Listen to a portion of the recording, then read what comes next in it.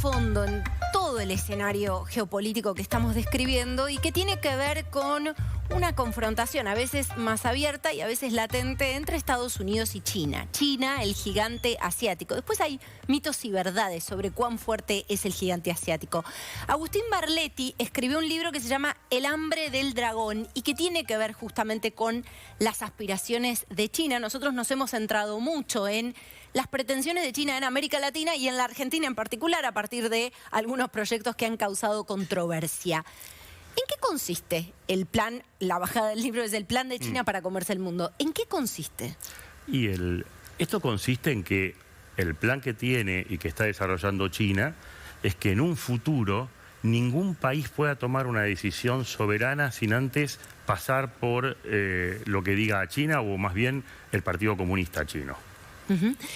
Bueno, es que, claro, siempre que hablamos, ¿no?, de la penetración de China en la región, porque muchas veces en los proyectos figura el nombre de una empresa, lo que hay que tener en cuenta y nunca soslayar es que toda empresa es el gobierno chino, ¿no? Todas son empresas estatales, todas responden a las directivas del Partido Comunista Chino, con lo cual, por eso también hay muchas empresas que logran ingresar en los mercados con precios de dumping, con precios que son increíbles. ¿Por qué? Porque atrás de eso no hay un fin comercial. Lo mismo cuando China presta el dinero. China no presta dinero a los países, a diferencia del Fondo Monetario que presta y que quiere que le devuelvan la plata y que por eso también nos presenta o nos propone algunas recetas que a muchos países no les gustan, como decir, ajusten el gasto público porque quiere cobrar. China no quiere cobrar lo que presta. China lo que quiere es que el país quede lo más endeudado posible para después incidir sobre el país, sea quedándose con activos o sea influyendo en decisiones, como por ejemplo votos en Naciones Unidas. Y Argentina lo ha padecido ya, lo padece a esto, ¿no? Vos decís, por ejemplo, que algunas resoluciones que se han votado condenando las atrocidades cometidas contra los uigures en China, algunas de esas resoluciones han contado con la mirada cómplice o el voto cómplice de muchos países que tienen ya una deuda con China, ¿no?, en términos económicos muy concreta. Eso se vio hace poco.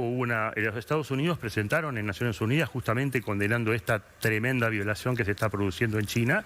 Argentina se abstuvo, Brasil se abstuvo, Exacto. Hubo votos de prácticamente todos los países latinoamericanos en contra. El único país de todo el continente sudamericano que no tiene compromisos con China, que reconoce la independencia de Taiwán y que no votó a favor de China en Naciones Unidas es Paraguay.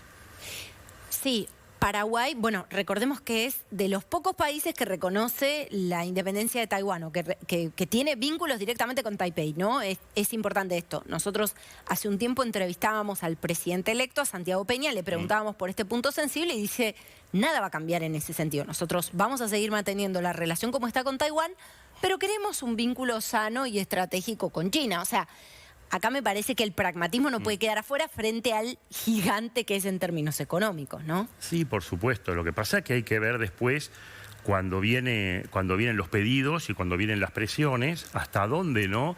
¿Cuál es el costo?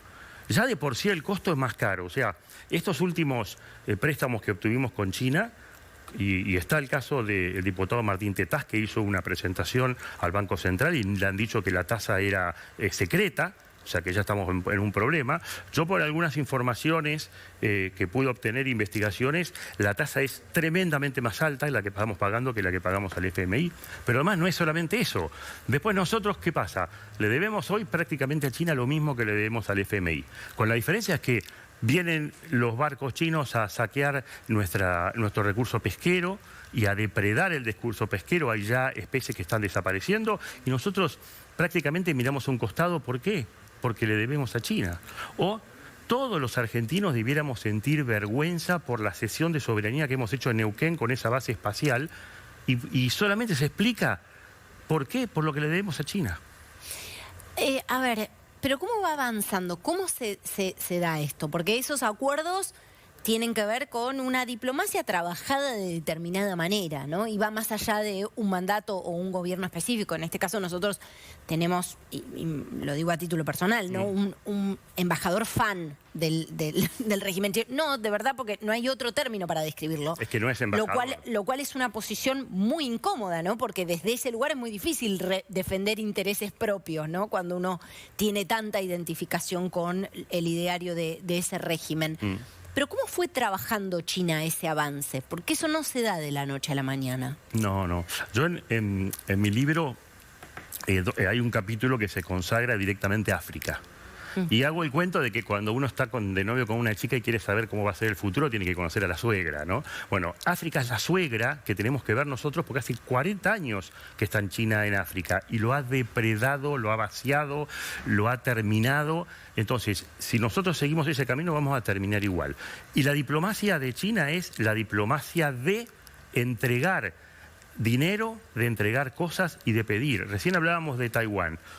En plena pandemia, China le dona 200.000 dosis de vacuna de COVID al régimen de Ortega en Nicaragua. O casualidad, 2 días después, el régimen de Ortega deja de reconocer la independencia de Taiwán.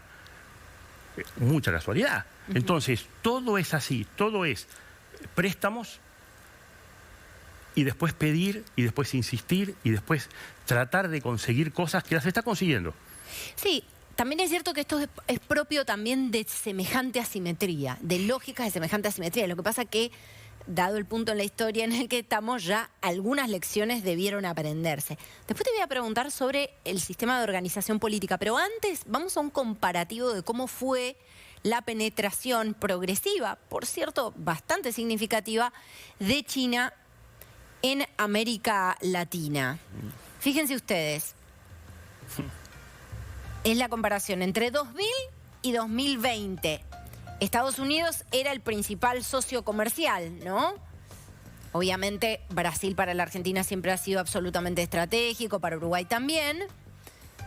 Pero fíjense cómo cambia el panorama en 2020, donde China, en naranja, empieza a convertirse en un socio principal para países que, por cierto, tienen, bueno, para un gigante, para un país continente como es Brasil, ¿no? Seguro. ¿Cuántas veces hemos dicho que, se está el dicho que Latinoamérica es el patio trasero de Estados Unidos? Bueno, hoy podemos decir que China ya se compró todas las baldosas del patio trasero. Sí, además también pienso que hay diferencias, ¿no? Entre la posición, porque vemos por supuesto América Latina, pero digo, la posición subjetiva de Brasil sentado a la mesa de negociación es muy distinta a la que puede tener la Argentina, ¿no?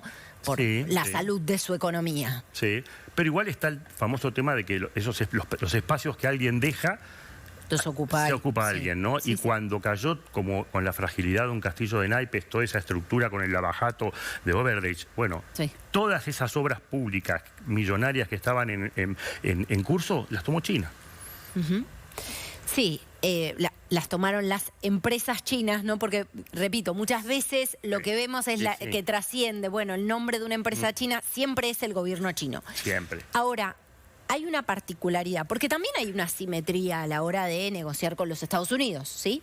Bueno, en ese caso, una empresa norteamericana no es lo mismo que el gobierno norteamericano, porque es un sistema de organización distinta, ¿no? O sea, China tiene un régimen de partido único, ¿no? Ahora, la pregunta es esta.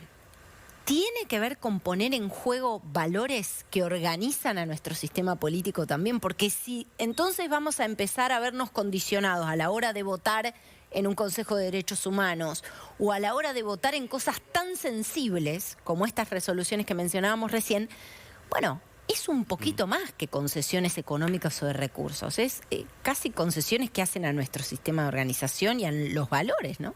Absolutamente, absolutamente. A ver, de vuelta, Argentina saca pecho en todos lados del mundo con su política de derechos humanos, pero sin embargo no condena a un país que viola los derechos humanos.